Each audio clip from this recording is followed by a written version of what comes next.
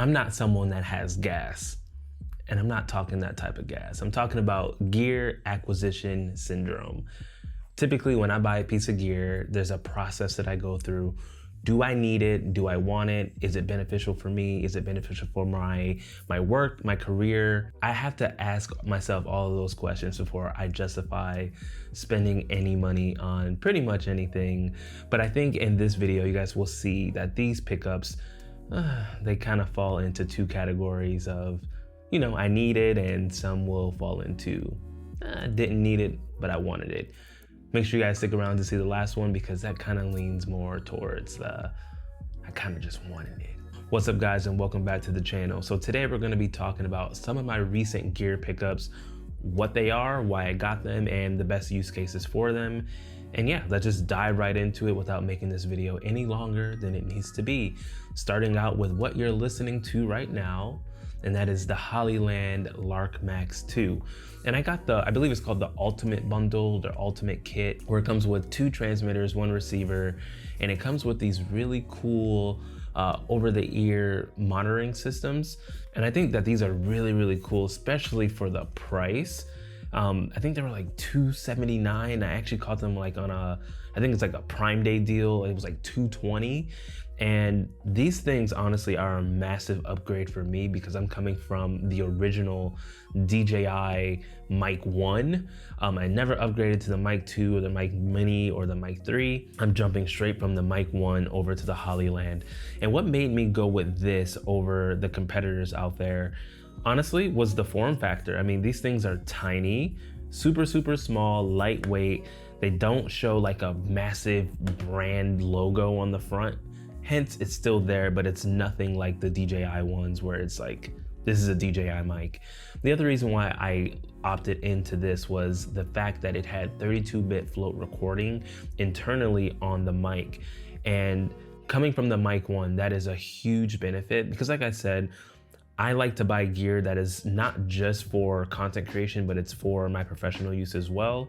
So these two go hand in hand, especially when I'm working on, some of my videos are on the go. Some of the gigs I get booked for are run and gun, and I can't necessarily monitor all the time. So just having that flexibility with 32-bit float is truly a game changer. The other reason why I went with the Lark Max 2 is just these over-the-ear earphones that you can listen. So I'm using them right now just to listen to myself record this video, and just making sure that I have clean audio and not necessarily being tethered down by headphones to the camera. Typically when I'm on set and I need to monitor, I'm always, locked in on headphones to the camera, but sometimes I'm rocking a 2 or 3 camera setup and I need to bounce back and forth through the cameras to make sure batteries are good, make sure things are recording, making sure that each frame looks good. But I'm tethered to headphones. So, I mean, not like I can't take the headphones off, but these are so much better because I can just roam the set and not have to worry about being stuck in one place. So those things in itself were just enough. And lastly, it was the price. For $220, upgrading from the DJI Mic 1 to this was honestly a no-brainer. It was the perfect time for me. I was looking to upgrade, and to be honest, I was waiting for the Mic 3, but the Mic 3 didn't have lav input capabilities. When I get a piece of gear, it has to work on the content creation side as well as the professional side. And there's not ever a time where I'm on set and I'm not laving up a client. I'm never doing it like this because we don't want to see the mic. And when the Mic 3 came out and they didn't have that input for lavalier, it was a no-brainer for me just to go ahead and get the Hollyland Lark Max 2. And I absolutely love these things. My only gripe is that none of the accessories, when it's attached to the mic, fits in the case. They all had to go into this pouch. So I always have to carry the pouch, which kind of is a bummer, but for the price and the functionality and the capabilities, I think it's a great trade-off, and honestly, it really hasn't been an issue for me. And jumping in before we move on, all the links for everything that I'm talking about in this video will be linked down below.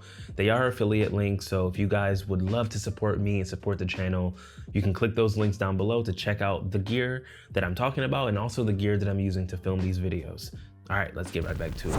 So next up, it is the tried and true A7R5. This is my baby, my most recent pickup this year as far as cameras. But what I picked up for it is the battery grip. I believe it's the VG374M. I'm totally butchering that name. I hate Sony's naming system, but in hindsight, it's a battery grip for my A7R5. For those of you that don't know what a battery grip is, it's a battery grip, so it holds 2 extra batteries inside of your camera, so you're getting double the power. And then second, when I'm on set, again, when I'm doing more portrait work, I can switch into vertical mode and still have a shutter button there. I have my other buttons there where I'm messing with my ISO, my shutter speed, things of that nature, and I don't always have to just hold it like this. I can actually have like good ergonomics right there, and it's a well-balanced piece of tech that is added on, because when I have some of my bigger lenses, it distributes the weight in an even way versus just having it all on that small body. That's the one thing about Sony cameras, the bodies are small, and I'm just used to working with bigger cameras. So this isn't necessarily a necessity for all, but for me, in the way that I've worked in the past, this is definitely an upgrade and a necessity for me. Now, this is something that I will say I needed, but I wanted more than I needed it. So the 35mm is my favorite focal length, and I did not have a 35mm lens in my kit, whether it comes from photo, video. I didn't have a 35 at all. And I was on YouTube, and this one lens just kept popping up on my timeline, and I just had to see it for myself. And that is the Sirui Aurora 35mm 1.4. As some will say, it is the G Master killer. But when I say this lens surprised the hell out of me, especially for the price, it's something worth checking out. Sirui has been putting out some very high quality lenses over the past few years, and this is the first one that I picked up. And starting out with the design, it's like a complete, I'll say it's like a high quality plastic that legit feels like metal. It could be metal, I don't know, but it feels robust. It doesn't feel cheap. Because I believe this lens, it was like $550. And like I said, from using it on that job, I already got a review back from the client, and they were like, yo, the images look beautiful, they look incredible. And 90% of that shoot was shot on the Aurora 35mm. And just from that job alone, I can tell you that this lens is worthy of being a 35mm in your kit, especially for the price. Now, I will say my only gripe is the fact that it's a 62mm filter thread, which is fairly small. And I know that the 85mm that they have also in this lineup, I believe it's a 67 filter thread. So just seeing some consistency with the filter thread would definitely be highly appreciated. But all of my lenses are honestly different thread size. Honestly, it's not that big of a deal for me just using step up and step down rings. But for this next piece of gear, I think you guys are gonna be shocked with this one. Now, this one definitely falls into the, I did not need this. I really didn't need it. Did I want it? Oh, I definitely wanted it. And I've been eyeing it, honestly, for a year.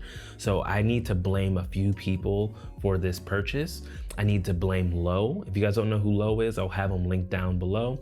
I had to blame Jayhawk, because he also just picked up this lens and just made it look like I absolutely needed it. So those two people alone are the culprits of why I went out and spent $800 on this 10mm full frame, if I could open it, beast of a lens. This is the Laowa 10mm 2.8, the first of its kind. It is a 10mm 2.8 full frame autofocus lens, and this thing is a beast. To show you guys the difference, might as well just put it on here right now. So this is 20mm at a, what am I at? I'm at a 1.8. So exposure may be a little bit different, but I'm gonna put on the 10mm.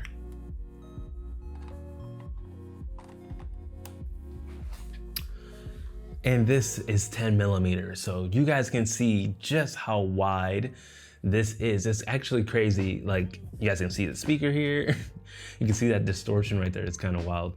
But you guys can see the door and everything over here. It's wild how wide this lens is. And like I said, you guys can see all the mess I have in front. But like I said, this is a 10mm lens, 2.8 for full frame, autofocus, Laowa's first of its kind. I mean, it's the first of its kind in history. There's no other lens like this. And this lens is absolutely crazy because I think it's perfect when it comes to vlogging and my content creation, doing stuff for obviously like my day in the lifestyle videos or just even things for Instagram. And this is a great lens that you can just use to capture everything, whether it's driving in the car or if you just want to have the lens or your camera super close to you while you're vlogging and you don't have to always extend it out. The fact that y'all can see this is crazy. But you don't always have to extend the camera all the way out because 10mm is so wide. And just to give reference of how close I am, I mean, I'm touching the lens. I'm at a desk, so I can reach and touch.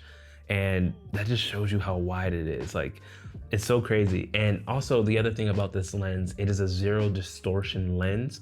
So as you guys can see, all the lines are straight. It's not barreled like a fisheye, which is very crazy because I don't know how they did that. Most lenses at this focal length, they just start to barrel. They look like a fisheye. Think like those skateboarding videos, but there's no distortion here. I mean, there is gonna be some distortion when it comes to, you know, like the sides. Like you guys can see, like that doesn't look normal. Or if I flip it vertically and I'm like at the edge of the frame, your head kind of looks like it's in one of those funhouse mirrors. But other than that, like there's no distortion when it comes to straight lines.